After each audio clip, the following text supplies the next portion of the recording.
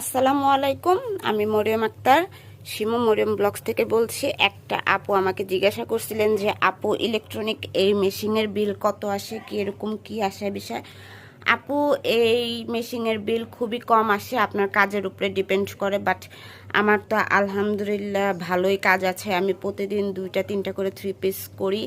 তো আমার ওরকম বিল আসে না, যেহেতু এখন শীতের সময়। তো নর্মালি আমার শীতের সময়, যেহেতু আগের বছরের বিলটা যখন আমি বের করে দেখি যে আমার শীতে 100 টাকা 80 টাকা করে বিল আসে, তো এবার আমার ওরকমই 100 টাকা 120 টাকা বিল আসছে।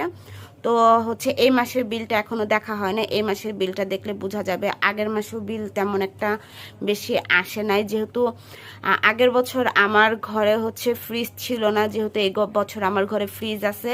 তো একটু মানে আপনার ফ্রিজের বিলও অ্যাড হয়েছে, তো খুবই কম, মানে একদম বলার বাহিরে, মানে খুবই কম বিল আসে। গরমের সময় খুবই কম আসে, যেহেতু সেম মেশিন আমার আম্মুর ঘরও 5 বছর ধরে, তো আম্মুরও বিল খুবই কম আসে। আপনার হায়েস্ট গেলে 30 থেকে 40 টাকা, এর বেশি বিল আসে না এই মেশিনে। 20 টাকার উপরে তো আসে না, তারপর আমি বলে দিলাম যে 30 থেকে 40 টাকা।